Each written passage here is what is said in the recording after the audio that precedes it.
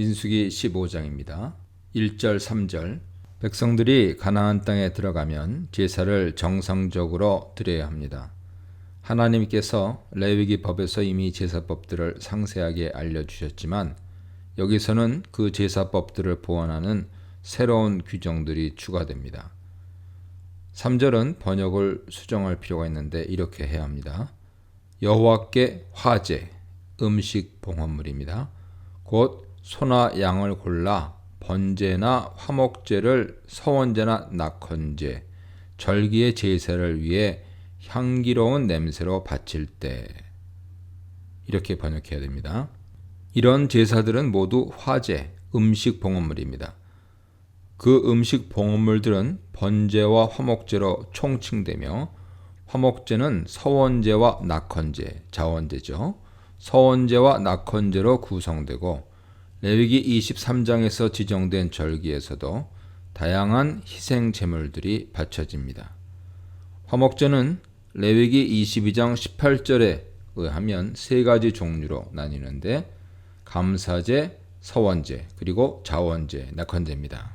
오늘 본문에는 감사의 화목제가 빠져 있는데 아마도 역시 감사로 바쳤던 자원제와 함께 묶은 것으로 보입니다. 절기에 바치는 짐승 제물은 번제와 속죄제가 주를 이루고 화목제는 월삭이나 오순절 외에는 공적으로 바치지 않습니다. 아마 그 대신 절기의 축제를 기뻐하기 위해 백성들이 자발적으로 많은 화목제를 바쳤을 것입니다. 역대하 7장 7절 참조하세요. 소나 양에서 양으로 번역된 히브리 원어는 촌인데 이것은 양과 염소를 모두 포함하는 단어입니다. 여러 종류의 가축들이 등장하는데요. 이렇게 정리를 합니다. 바까르, 소, 대형 가축을 가리키고요. 일반적인 소는 쇼르라고 합니다. 큰 소로서 숫소는 파르, 암소는 파라라고 합니다. 어린 소 가운데 어린 숫소는 에겔, 어린 암소는 에글라라고 부릅니다. 4절로 12절입니다. 바쳐지는 짐승들은 크게 양과 염소 그리고 순양과 소로 분류되죠. 편의상 양과 염소는 차이가 없으므로 같이 묶어서 설명하고 순양과 소는 따로 설명하겠습니다. 먼저 4, 5절은 번역상 혼돈을 줄 수 있습니다. 4절이 3절로 연결되는 듯 번역되어서 그것이 3절에 해당하고 5절은 어린 양 제물에만 국한되는 것처럼 읽힙니다. 그러나 4절과 5절이 함께 어린 양 제물에 대한 것이죠. 원문 문장은 제물이 어린 양이면 이 맨 뒤에 놓여 있고 따라서 4절과 5절의 전체 문장은 이것은 어린 양의 제물을 위한 것이다로 끝납니다. 즉 어린 양에 수반되는 부수적인 헌물은 밀가루 10분의 1 에바, 기름 4분의 1 흰, 그리고 포도주 4분의 1 흰이죠. 각 짐승들을 바칠 때 수반되는 부수적인 헌물들의 양은 짐승 크기와 종류에 따라서 차이를 보입니다. 고운 가루는 최상품의 밀가루였습니다. 여기서 10분의 1은 10분의 1 에바를 의미하죠. 이것은 소재물의 표준적인 양입니다. 레위기 2장의 소재 규정에는 밀가루 위에 기름을 부으라는 지침이 있으나 그 양은 적시되어 있지 않습니다. 여기서는 같은 양의 밀가루 위에 기름이 거의 1리터나 부어집니다. 레위기 2장 소재에서는 제사장이 기름을 붓고 향료를 놓은 밀가루의 윗부분을 손으로 떠서 한 움큼 제단에 태웁니다. 분명 기름은 윗부분만 약간 적셨습니다. 그러나 오늘 본문 소재물은 많은 양의 기름이 밀가루에 부어져 밀가루 전체가 기름에 적셔졌을 것이 분명합니다. 따라서 이것은 한 움큼을 태운 것이 아니라 전체를 태웠을 것으로 추론됩니다. 올리브 기름이 밴 밀가루는 잘 타고 또한 좋은 향기를 냈을 것입니다. 포도주 또한 4분의 1 흰, 약 0.9리터를 준비하여 붓습니다. 포도주나 곡주를 붓는 전제는 불판이나 타고 있는 고기 위에 부으면 자칫 불이 꺼질 수 있기 때문에 분명 제단 벽이나 밑판에 부었을 것입니다. 제물이 우두머리급의 순양일 경우에는 일반 양보다 더 가치가 높아 더 많은 기름과 포도주를 추가합니다. 밀가루 10분의 2 에바에 기름 3분의 1 흰을 섞으며 포도주 3분의 1 흰을 부었습니다. 만일 제물이 소일 경우에는 숫송아지라 하는 것은 오류죠. 소일 경우에는 밀가루 10분의 3 에바, 기름 2분의 1 흰, 그리고 포도주 2분의 1 흰으로 양이 한층 늘어났습니다. 11절 한글 번역도 아쉽죠. 숫송아지나 순양이나 어린 순양이나 어른 염소에는 이렇게 되어 있는데 각각의 소나 순양, 그리고 작은 가축, 즉 양과 염소를 위해서 이렇게 번역하는 것이 좋습니다. 소는 쇼트로 앞에 벤 바카르와 같은 뜻이고 순양은 아일입니다. 원어 문장에서 그 다음에 나오는 단어가 새인데 한글 성경뿐만 아니고 영어 성경에도 번역이 어려워 누락되었습니다. 원어 새는 구약에서 흔하게 양과 염소를 총칭하는 단어로 사용됩니다. 출애굽기 12장 5절, 신명기 14장 4절 등에 나옵니다. 여기서도 뒤에 이어지는 어린 순양과 어린 염소의 총칭이죠. 이것이 자주 어린 양과 염소를 지칭하지만 양과 염소에 대한 일반적인 총칭으로 사용될 수 있습니다. 어린 순양은 앞서 나온 케베스, 어린 염소는 에즈로 사실은 단순히 염소를 의미합니다. 12절에 너희가 준비하는 수요를 따라 각기 수요에 맞게 하라 하는 것은 난해한 문장인데요. 이렇게 의역하면 좋습니다. 너희가 드리는 짐승들 숫자에 따라 각기 수반되는 제물도 그만큼 준비하라. 이상 제사 규정은 레위기에서는 발견되지 않으며 민수기에서 처음 제정됩니다. 레위기에서는 가장 기본적이고 원론적인 제사법 골격이 주어지고 민수기에서 그것을 세부적으로 보충 보완함으로써 제사법의 완성본을 만들고 있는 것이죠. 실제로 민수기 제사법은 철저하게 레위기를 전제로 새로운 것을 추가하고 있을 뿐입니다. 그래서 민수기에서 상세한 제사 절차는 모두 생략되어 있고 그 제사의 효과나 목적이 거의 기록되어 있지 않습니다. 제사법과 관련해서 민수기는 레위기의 보완이기 때문이죠. 13절로 16절입니다. 이 제사법의 적용 대상은 본토인에 국한되지 않으며 함께 거류하는 타국인을 포함합니다. 본토소생, 즉 본토인을 의미하는 에스라후는 9장 14절에 나옵니다. 거기에 살펴본 대로 이 단어 뜻은 그 땅에서 일어난 자입니다. 다시 말해 내국인 자국민들이죠. 그러나 너희 중에 거류하는 타국인은 나그네를 의미합니다. 타국인을 의미하는 게르에 대해서도 9장 14절을 참조하세요. 타국인은 다른 곳에서는 거류민 혹은 나그네나 객으로 번역되는데 이것은 현대적인 의미로 귀화해서 완전히 국적을 취득한 시민권자라기보다는 제한적 권리를 갖는 장기 체류자 혹은 영주권자와 비슷할 것입니다. 하나님께서는 이스라엘 백성과 함께 기거하는 임시 거류민들에게 자신의 백성들과 거의 동등한 혜택을 부여하셨고 또한 그런 이유로 그만큼의 의무도 요구하셨습니다. 그들은 유월절에 참여하기 위해 할례를 해야 했으며 안식일을 동일하게 지켜야 했고 또한 오늘 본문이 명령하는 대로 제사법도 본토인들과 동일하게 준수해야 했습니다. 출애굽기 12장 48절, 23장 12절 보세요. 이 문단에서는 불순종에도 변함없는 하나님의 계획, 하나님께 드릴 화제, 하나님께 드릴 소제와 번제에 대해 묵상해 보시기 바랍니다. 17절로 21절입니다. 이제 백성들은 그 땅에 들어가면 농사를 짓고 과실수를 심어 그 땅의 수확물을 먹게 될 것입니다. 그 땅의 양식은 하늘의 양식인 만나와 대조됩니다. 백성들이 그 땅에 들어가면 하늘 양식인 만나가 그치고 땅의 양식인 곡식을 먹게 되는 것이죠. 이때 그들은 처음 익은 곡식가루 떡을 하나님께 봉헌물, 거제로 바쳐야 합니다. 이것의 정확한 의미는 파악하기 쉽지 않습니다. 그러나 단순히 이것이 첫 번째 수확한 곡식을 쌓은 가루는 아닐 것입니다.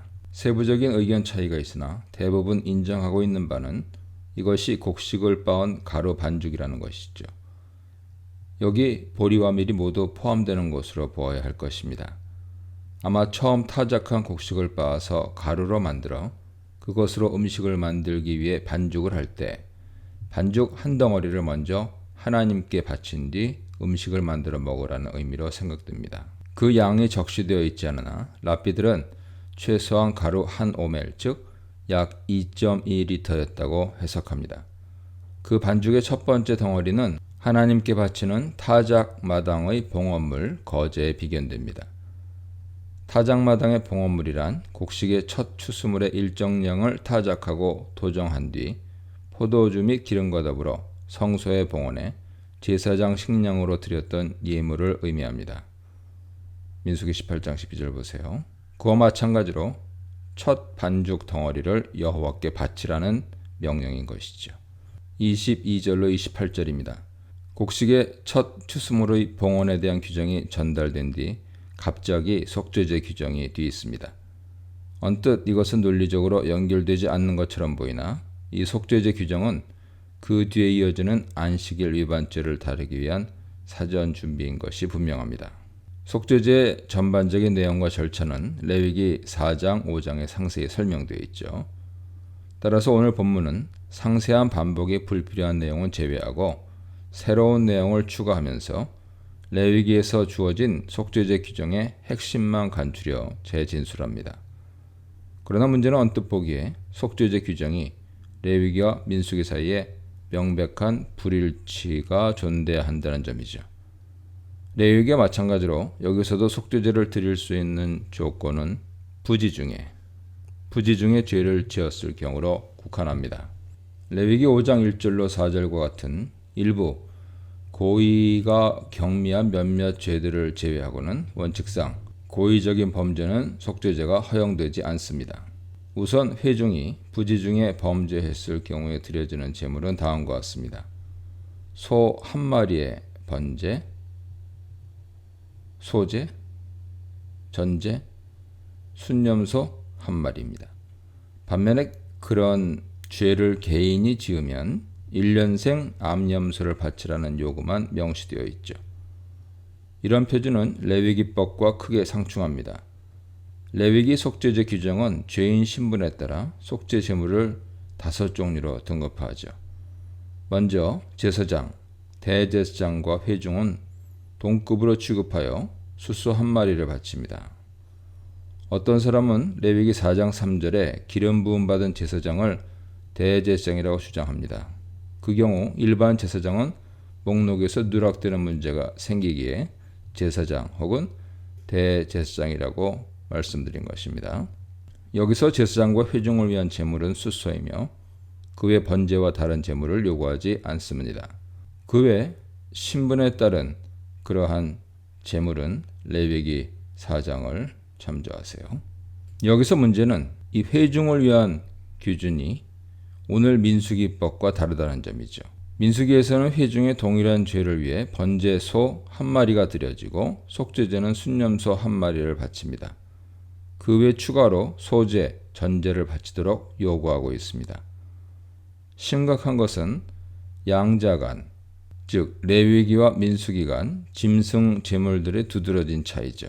따라서 이 법이 주어지는 정황에 두 차이를 주목해야 합니다. 먼저 레위기 4장 속죄제는 여호와의 금지 명령을 위반한 사례입니다.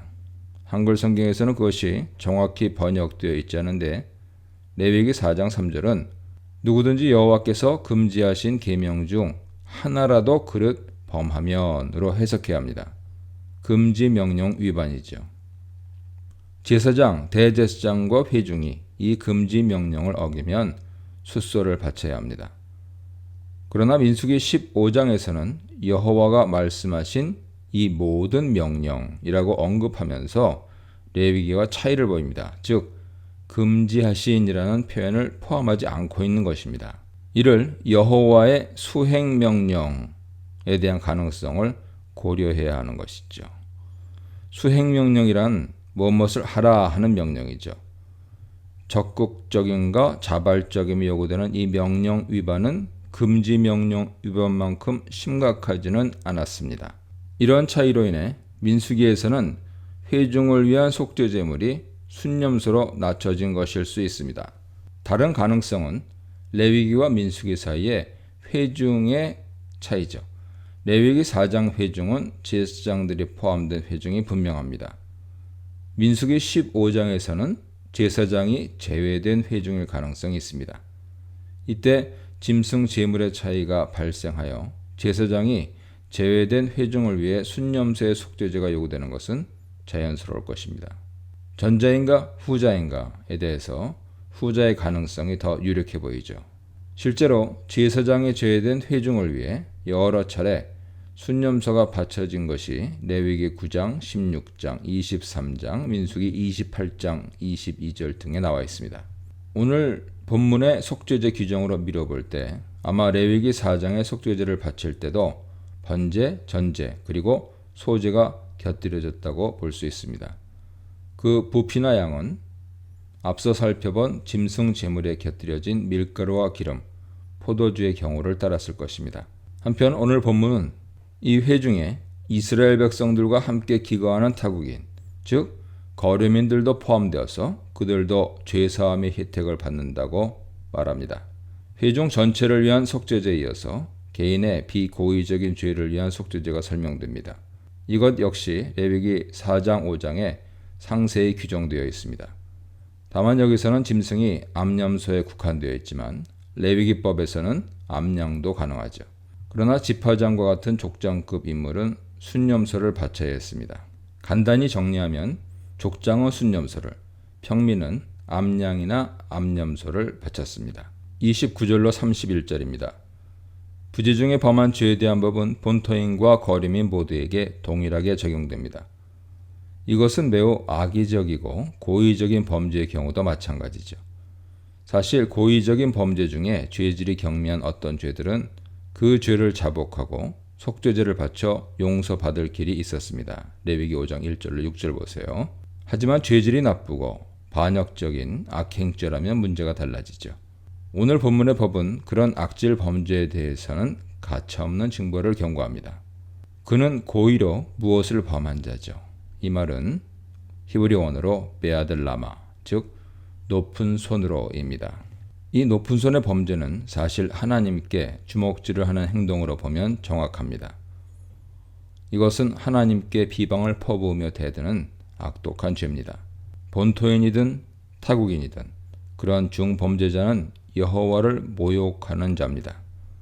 그러한 사람은 마땅히 자신의 죄책을 짊어지고 자기의 죄악이 자기에게 돌아가 백성 중에서 끊어짐의 형벌을 받을 것입니다.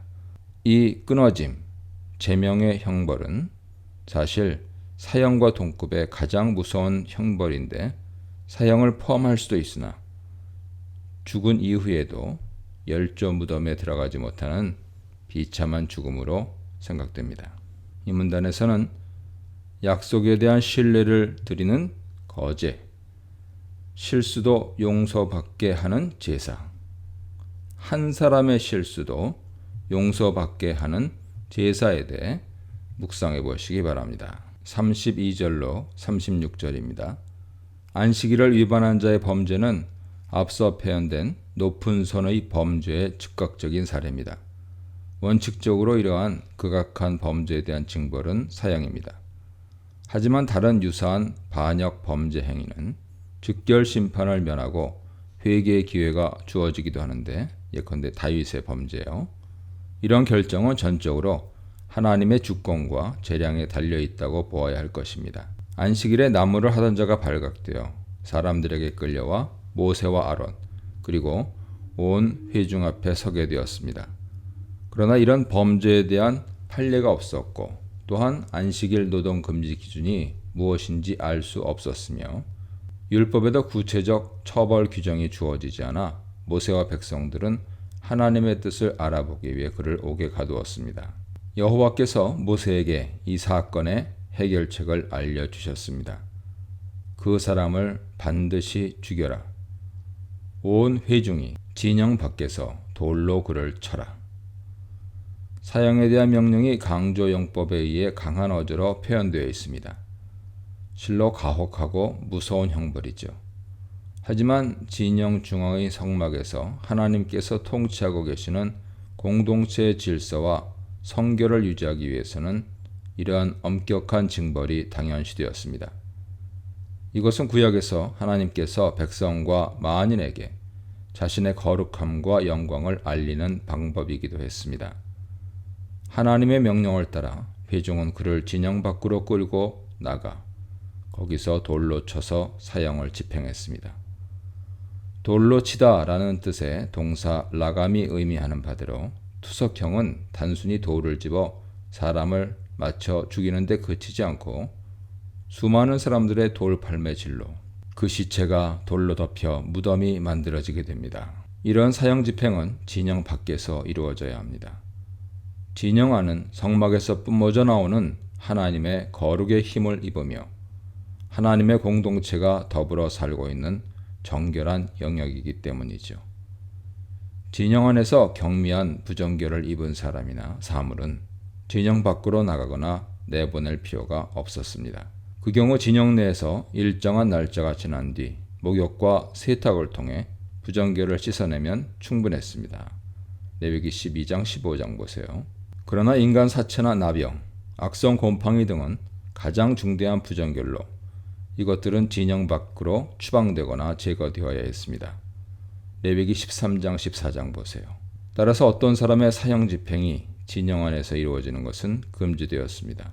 돌 무덤으로 사체를 묻음으로써 우선 사람들이 죽음과 접촉되는 일이 방지되었고 나아가 흘린 피는 흙으로 덮어 땅을 더럽히지 않도록 해야 한다는 레위기 규정이 준수된 셈입니다. 레위기 17장 13절, 민수기 35장 31절 이하 보세요.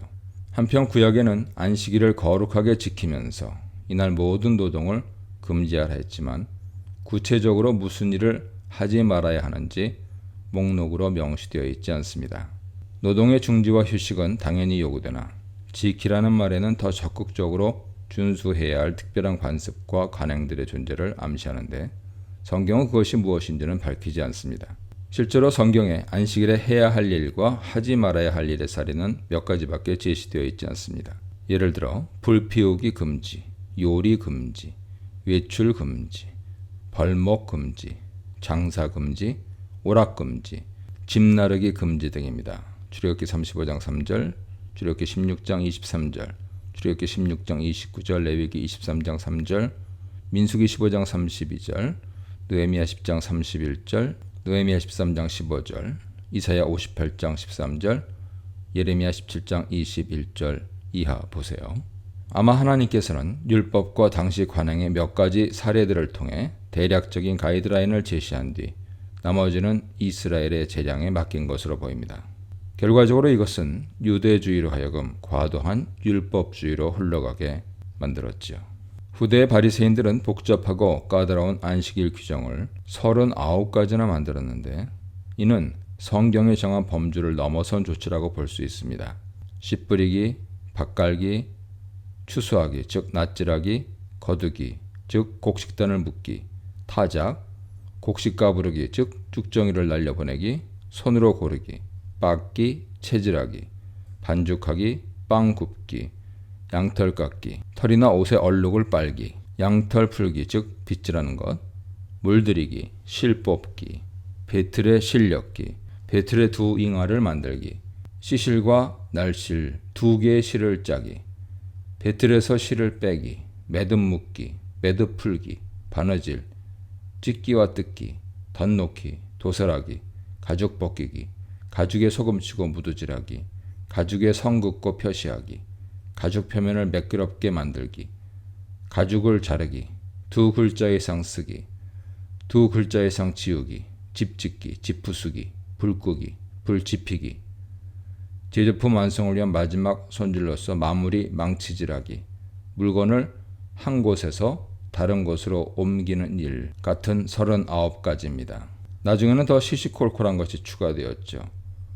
예를 들어 2,000규빗 약 900m 이상 걷지 말 것, 집 밖으로 손을 뻗어 동량 주지 말 것, 물건 나르는 건 당연하고요. 옷에 붙은 빈대를 털지 말 것 등입니다. 이들이 자의적으로 만든 규정에 따르면 유대인 집주인이 문 밖에 찾아온 유대인 거지에게 동량을 주는 것도 한 물건을 다른 곳으로 옮기려는 목적으로 걸음을 옮겼다는 이유로 죄가 되었습니다.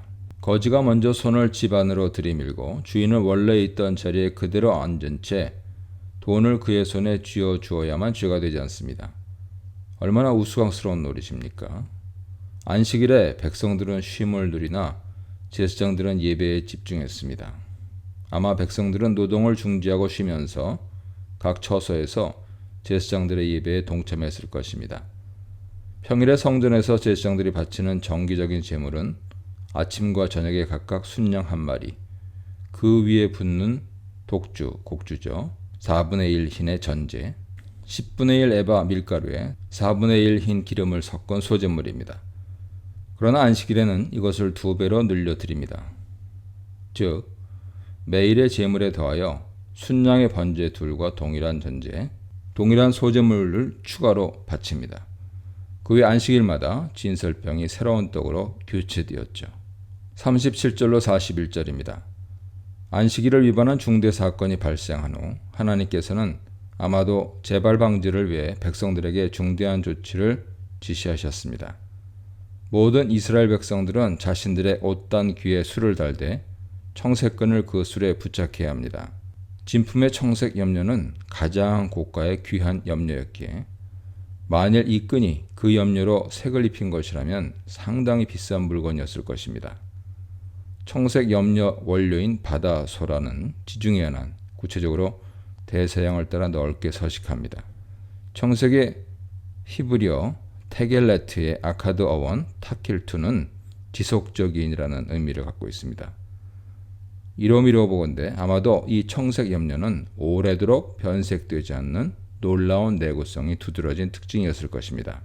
이스라엘 백성은 이러한 특수한 장식을 복장에 달고 다니면서 여호와의 모든 계명을 기억해야만 했습니다. 성막에서 청색, 자색, 그리고 홍색실이 사용되었는데 분명 성막 설계 논리를 따지면 청색은 하늘을 상징하는 가장 귀한 색깔이었습니다. 또한 청색은 왕적 고귀함을 상징했으므로 청색끈이 부착된 술은 그것을 달고 다니는 이스라엘 백성의 특별한 신분을 나타내 주었습니다. 그들은 직전에 안식일을 위반하는 등 거듭 여호와의 명령과 계명을 위반했습니다. 하나님께서는 그들이 자신의 신분을 자각하고 다시는 범죄하지 않도록 옷에 특별한 표시를 만들게 하신 것이죠. 그들은 여호와의 계명을 어기고 이리저리 마음과 눈의 욕심을 따라 제멋대로 행했습니다. 이것은 정탐꾼들이 가나안 땅 전역을 탐문한 뒤 돌아와 자신들의 마음과 눈의 욕심을 따라 그 땅을 악평한 것을 연상시킵니다. 그들은 하나님의 관점을 따르지 않고 자신들의 판단과 사심에 치우쳐 이집트 땅을 더 높게 평가했습니다. 이는 하나님에 대한 배반이며 또한 영적 음행이었습니다. 이제 술과 청색끈이 거기에 부착되면 그들은 하나님의 계명을 모두 기억하게 될 것이고 순종의 열심을 낸 결과 그들은 다시 거룩한 백성이라는 평가를 받을 것입니다. 오늘날에도 어떤 전통적인 유대인들은 자신들 고유의 복장에 술을 달고 청색끈을 매달고 다닙니다. 이 문단에서는 안식일은 지키라, 여호와의 명령을 기억하고 준행하라, 구원자에게 어울리는 백성이 되라에 대해 묵상해 보시기 바랍니다.